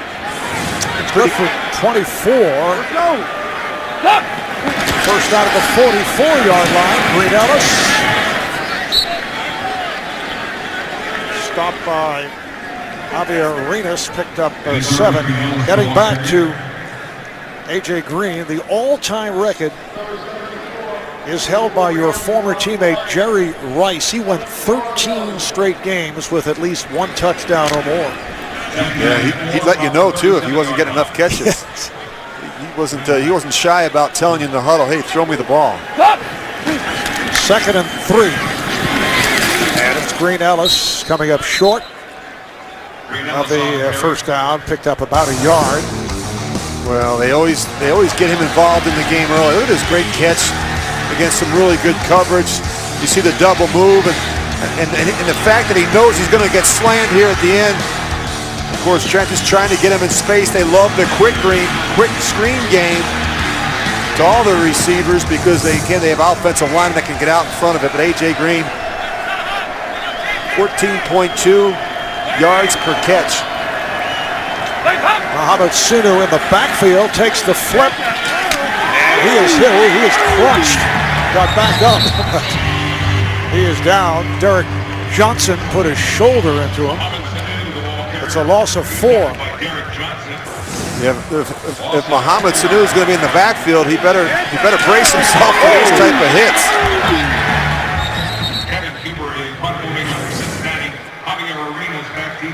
So Kevin Huber comes on with the punting unit. Javier Arenas back at his 10th, 4th punt for Huber as we come up on 3.5 remaining in the 3rd quarter. Cincinnati with a 21-6 lead.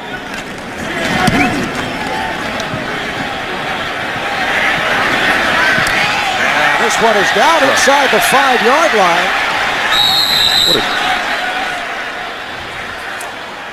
Looked like Dre Kirkpatrick. 36-yard punt, and Kirkpatrick was able to prevent the ball from carrying into the end zone. Kansas City will start out from deep in their own zone. Off the good play by the rookie out of Alabama, 1st-round draft pick Dre Kirkpatrick, playing only his 3rd game, recovering from an knee injury. Able to down the ball at the 4-yard line. As a result, Chiefs start out from deep in their own end. Peyton Hillis, the running back, takes the handoff. And just looking to hold on to that football as Vontez Burfict makes the tackle. That's a pickup of 4. That's not a very good report card. You look at the 8 possessions today, too many 3-and-outs, and you've got a turnover in there, and they just haven't been able to muster any big plays and then not been able to put drives together. And that's the reason I think Romeo Crennel made the change from Matt Castle to Brady Quinn. 2nd down and 6. Ball at the 7. Charles back in the backfield. To make the turn. While Charles stopped by Taylor Mays. He did pick up the 1st down. Went for 8 and a 1st down for the Chiefs. That's what scares you when he begins to cut it back, and you can't give him a vertical seam, and you're always hoping that you can keep him going sideways and not let him get north and south, because he's got that rare and unusual speed once he gets up on the 2nd level. Charles back from torn knee ligaments that come off back-to-back 1,000-yard seasons.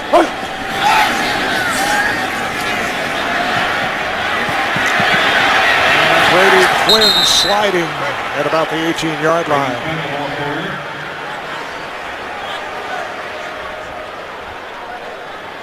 Perhaps a yard. Well, the one thing Brady Quinn can't do is pass up the first guy for the second guy. You see Moiaki's wide open. Just give it to him right now. Just give it to him and let him turn upfield and make a play. Instead, you get a little greedy there, hoping that you can get the second or third receiver in the progression. Don't pass up the first one for the second one. 2nd and 9.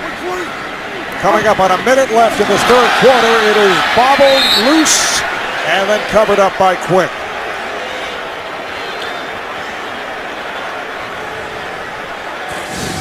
You've got different people playing different positions, and you get a bad snap here by Russ Hochstein, the center. He hasn't played a lot of snaps, and you've got different players at right guard and left tackle, and you got about 4 or 5 different players in there. You worry about those type of mistakes. You also worry about communication when it comes to the protection scheme, particularly when you see both these players up here in the A-gaps.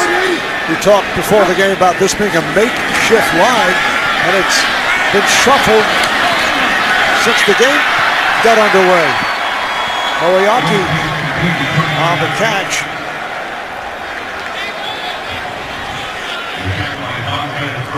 It is a 10-yard pickup, but short of the first down. Time running out in this third quarter. Brandon Tate will drop back for the Bengals. Colquitt is back behind his 10, and they're going to let it. Well, no, they got the snap off. Clock was down to 1. And here's Tate. Tripped up across the 25-yard line. That is now the end of the third quarter. With the score, the Bengals 21, Chiefs 6. We'll return to Kansas City after this message and a word from your local station. Back in Kansas City, the way things have been going for the Chiefs, there are organizers behind a Save the Chiefs movement. It's actually designated today as the official blackout Arrowhead game. This is Ben Jarvis Ellis. Cincinnati resumes offensively. He goes for 7. At any rate, this has been designated as blackout Arrowhead game, where fans were asked to wear black to today's game to send what was called a visual message that they are tired of what they call broken leadership and subpar performance on the field. They say they are passionate fans who have endured 19 painful years with no playoff victories. Green Ellis, good second effort. Looked like they had him behind the line. And the goal of this group is to create change. The message is the sea of red will disappear if change does not come about.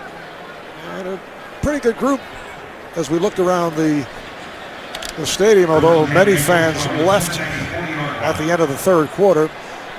I would say pretty fair amount of the fans did wear black instead of the usual red. There's Galton overthrowing A.J. Green. He's covered by Brandon Flowers. And you saw bags being handed out. That's out of the saga of the old New Orleans Saints, the Aints. It's kind of a grassroots effort to get fans to wear black instead of red and protest at today's game. This is so foreign to me, though, Marv, as a guy who played here from 95 through 98. It's just, these fans are great fans, and I just think they're so frustrated right now with the product on the field.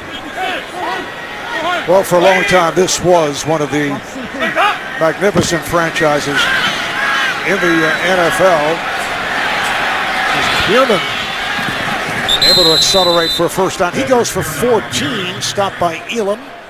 You know, for a team that hasn't had a lot of success running the ball, they were just 25th in rushing coming to today's game. They've had a lot of success. They look at this, 169 yards on the ground, and you know, if it hasn't been Ben Jarvis, Green Ellis, it's been Bierman. Cedric Bierman has had a nice day as well. 6 carries for 69 yards. Bierman remains in the backfield, takes the handoff. Cedric Bierman, a 3-year man out of Virginia, goes for 4 in his third season with Cincinnati, originally a 6th-round pick of the Ravens.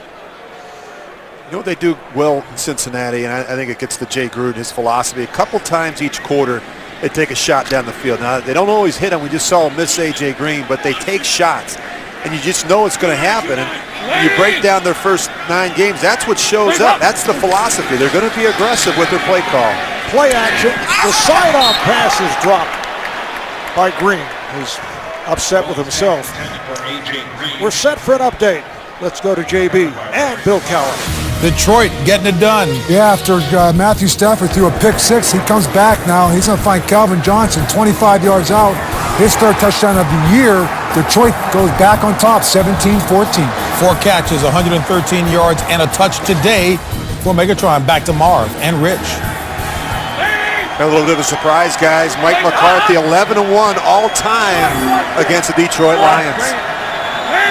Bengals have a 3rd and 6. Lots of time for Dalton, and takes advantage. Picks up the first down. Gresham with his 6th catch of the day. This one for 9. Well, Kansas City has had a hard time covering Jermaine Gresham. I just think it's the size. We talked about how important that was going to be coming into the game. We talked about it more with the receivers going up against some smaller corners, but you look at Gresham.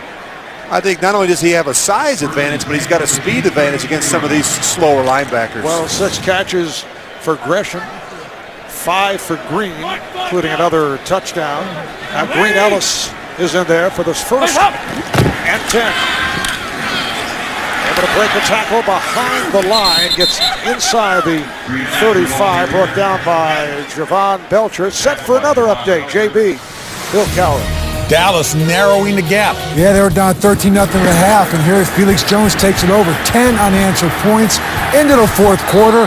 Cleveland still holding on to a 13-10 lead. 13:43 left in regulation. Marv and Rich. All right, guys. Always difficult to figure out the Browns. 2nd down and 10. 4 minutes gone by here in the 4th in Kansas City. He's going to block, and he's going to block. Dalton finds Green, looks to put a move on, and was wrapped up by Flowers inside the 15. A really nice job there. He audibles to 358. It's a solid 7-man protection. They're going to get the ISO on A.J. Green. He just abuses Brandon Flowers at the line of scrimmage. He's got those long arms, and he's great getting off press man-to-man coverage. It's a 20-yard pass play.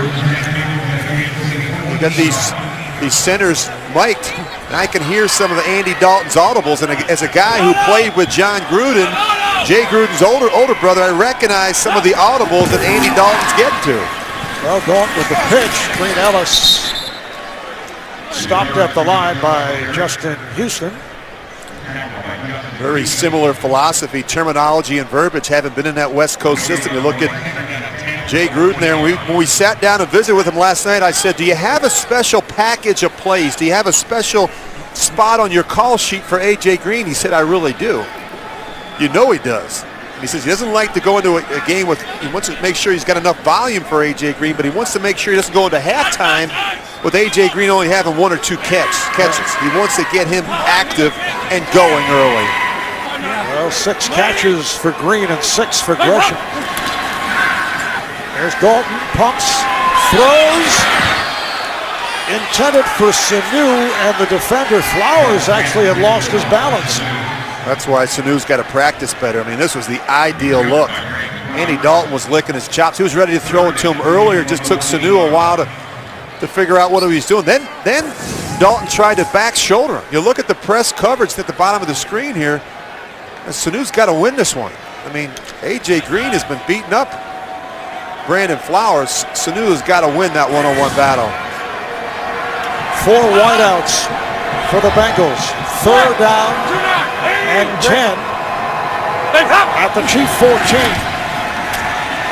Dalton over the middle. Sanu runs it in for the touchdown. 14-yard touchdown pass play. Well, there's the guy that made up for it. We talked about being able to win the one-on-one battle with Brandon Flowers, and Sanu finally gets him, but he had to move him onto the inside. You see him now, he's inside as opposed to outside, but that's the matchup that they're looking for. He just beats him right across his face. Really a nice move there by Mohamed Sanu. He's going to be a really good player once he starts practicing better. It's a pep talk from Rich. 2nd touchdown of his NFL career. Nugent with the extra point. 12 plays, 72 yards, and the Bengals extend their lead. Still 9:39 to play in this game, and this is a sad commentary on this franchise to see people leaving. This is a stadium that would always get 70, 76,000. A lot of empty seats. And it's only the start of the fourth quarter. Sean Drone on the return is crunched at the 20-yard line after running it up for 16. We'll be right back. Day on CBS, CY America has made Vegas TV's #1 news show this season. That's Tuesday, only CBS. Marv Albert, Rich Gannon.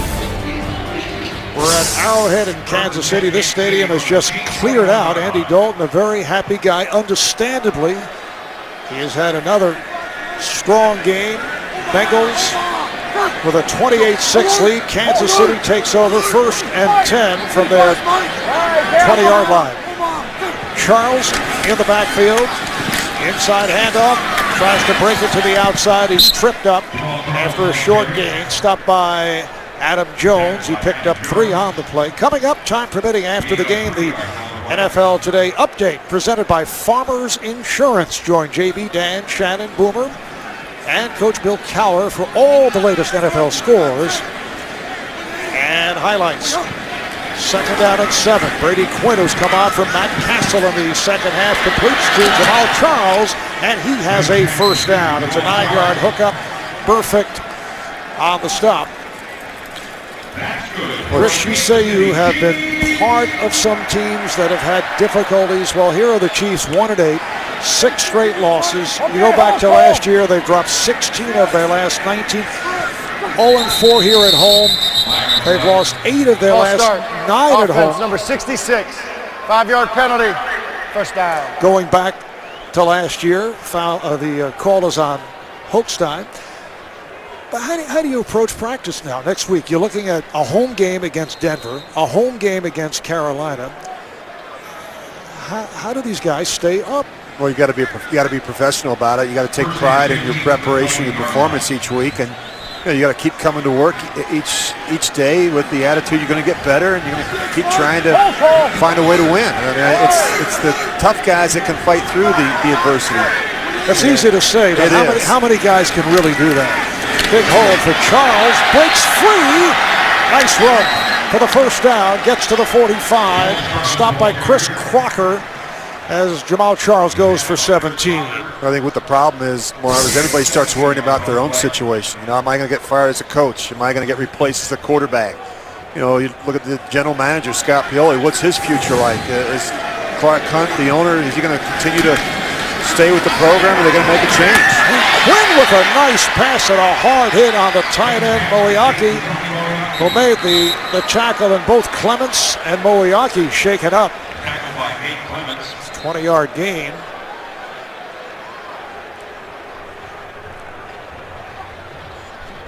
All right, we'll come back to check it out after this break with 7:39 remaining in the 4th. Well, both Tony Moiaki and Nate Clements back on their feet. That was a crushing collision just a moment ago. Violent. Moiaki able to hang on, 20-yard gain. Quinn stepping up, and it is incomplete. He threw a bullet, and Devin Wiley not able to hang on. He's the rookie from Fresno State. Quinn is now 6 of 8. 70 yards. Brady Quinn has actually looked pretty good. He's throwing the ball around a little bit. You look at that last miss, that throw. You know, you're not getting a lot of reps during the week in practice. He was just cleared for this game on Friday. Off balance throw, actually threw it away. Facing the pressure from Wallace Gilberry.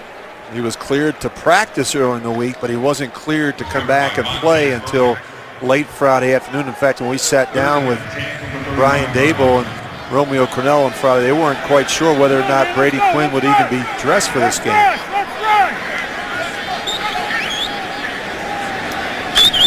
Chiefs looking at a 3rd down and 10, 7:15 remaining in this 4th quarter.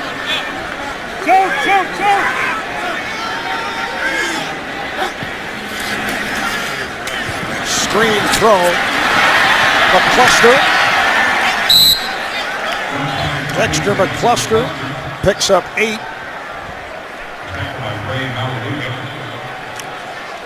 Well, it's a 4th down and 2. I don't think there's any question that you have to go for it. Down here by the score of 28-6. Drone in the backfield to the right of Quinn. And Quinn fires one deep downfield. Pass intended for Copper. Cincinnati will take over on downs when we come back. Back at Arrowhead, fans continue to file out. This will look like an intra-squad scrimmage by the time this 4th quarter is in its final minutes. This is Green Ellis out to the 35, picked up 8. Well, Wednesday on CBS, they've survived severe weather, they've survived without food, but can they survive the most annoying castaway ever? New Survivor, Wednesday, only CBS. 2nd down and 2 for the Bengals as we approach 6 minutes to play. Cincinnati on its way to a record of 5-5. It'll be 2 straight wins after the 4 straight losses, very much in the wild card playoff hunt. Pitch to Green Ellis, and he stopped back behind the line. No gain on the play. Javon Belcher, the inside linebacker, up to make the stop. And the AFC playoff picture, aside from the division leaders, well, Indianapolis 6-3, Steelers 6-3. Questions about the return of Ben Roethlisberger. Then you have Cincinnati and San Diego. I don't know, there's a dominant team right now. I suppose maybe Houston, with the way their defense is playing, they can run the football. But even Baltimore, you look at Baltimore at 7-2. The defense has been very inconsistent. Joe Flacco sometimes is hit or miss. And they got a tough schedule here the next 7 weeks. On a 3rd and 2, Green Ellis comes up short. Picked up a yard. So the punting group will come on. Kansas City headed to 1-9 and a 7th consecutive loss. So much for being able to play off what they considered certainly a decent effort Monday night against Pittsburgh, although they lose in overtime and cost themselves in several situations. But it's really meant nothing today as they are getting blown out here by the Bengals. I'm just so surprised they've not been more competitive at home. They've won just 3 of their last 15 games here. And this used to be such a home field advantage. 5-yard penalty, still 4th down. But, you know, there's nothing to get excited about. I mean, they turn the ball over. They're not good on out. It's a hard offense to watch. You know, we do Cleveland games over the years. I think they're getting better, Cleveland on offense. That was a hard offense to watch. You know, it was three and outs all over the place. They were real bad in the red zone. You look at Kansas City right now, they have the worst red zone offense in the NFL. What a weird situation there. Looks like Kansas City got caught making changes. This is Arenas on the return. To see the snap, and the Chiefs were not set on the field. 62-yard punt, 18-yard return. The fans continue to lead. Kansas City taking over at their 25-yard line with 4 minutes, 10 seconds to play in the 4th. A bobble again by Quinn, and has to run it.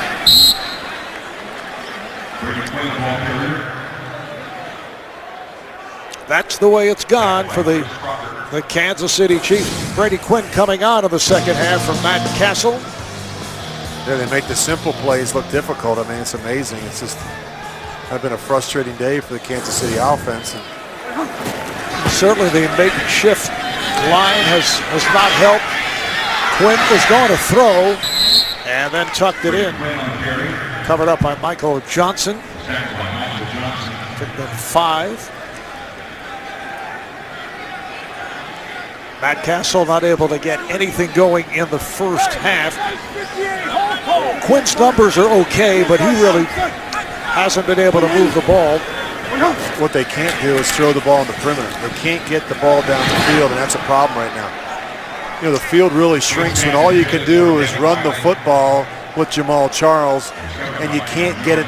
You can't make any big chunks, big plays down the field. That's been the problem with this offense all season. They're just not very good at the passing game. They struggle on third down. They struggle in the red zone.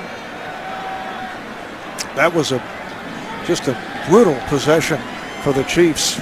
Just 1 of 10 on third down today, Kansas City. 7th punt for Colquitt. Tate is back. Plays a good hop to the Chiefs, and it's down inside the 5-yard line by Jaleel Brown, but there's a penalty marker down. Goes as a 64-yard punt. And a penalty marker coming in. You know, for what it's worth, you look at these 2 kickers for Kansas City, Dustin Colquitt and Ryan Suckup. They've had a good day. Colquitt's a good punter.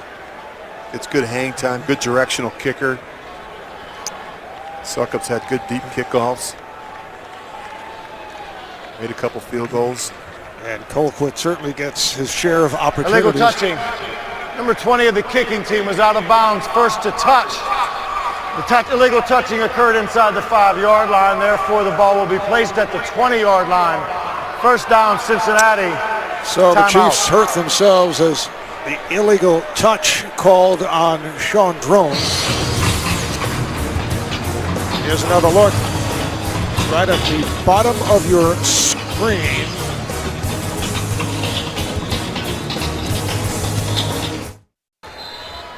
Down to 3 minutes remaining here in the 4th quarter as the Bengals take over.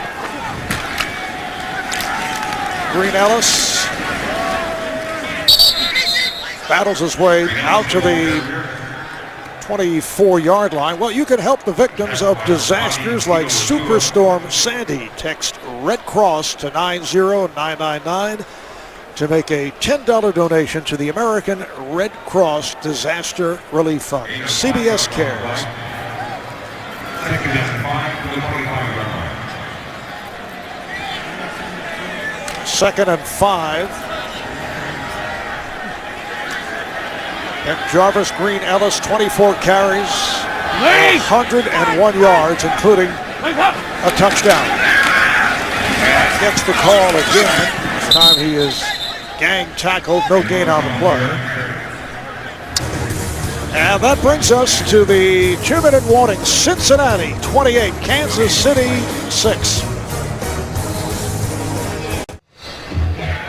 Coming up next, it'll be Andrew Luck and the Colts facing Tom Brady and the Patriots, or Phillip Rivers and the Chargers going up against Peyton Manning and the Broncos. Check your local listings. 2 minutes to play here at Arrowhead in Kansas City. The Bengals on their way to their 2nd straight win. Cedric Pierman in the backfield. And it is Pierman who has had a career day, picking up 2 more, 7 carries, 75 yards. When you look at the tail of the tape, Andrew Luck going up against the veteran Tom Brady. I think this is a step up in weight class for Andrew Luck and the Colts going into New England and playing against Belichick and Brady. I'm sure that Bill Belichick will have a few different wrinkles and twists for Andrew Luck and that Colts offense. That's going to be a real challenge, I think, for the Colts. We will get a look at the Colts next week. They're home for the Buffalo Bills, one of the surprise teams of this NFL season.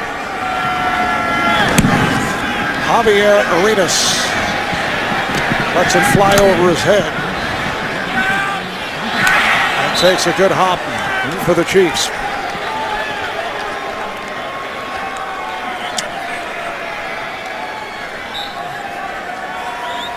Pretty productive day for Andy Dalton, 18 of 29, 230 yards, 2 touchdowns.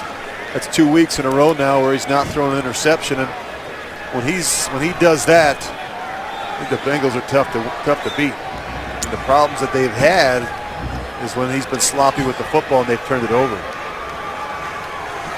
For what it's worth, and you mentioned the Strong punting by Dustin Colquitt, who certainly gets his opportunities with this Kansas City team going on 1-9. That was a 69-yard punt with the hop as it landed inside the 5-yard line. And here's Drone. Drone, the ball carrier.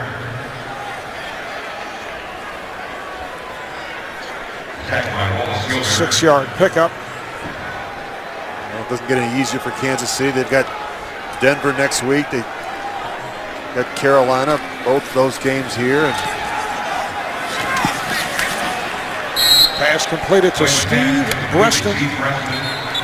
Breston seeing action today with John Baldwin out with the head injury, picked up 13. And a timeout is taken by Kansas City, a clinical timeout with 35 seconds remaining.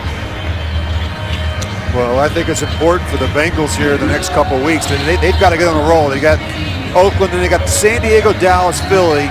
They've kind of, I think, have to win 4 of those games, because you look at the last 2 games, at Pittsburgh and Baltimore, they've not had a lot of success in the division against those 2 teams. I don't want Kevin Huber's family to get on me. That 69-yard punt was off the foot of Huber, not Colquitt.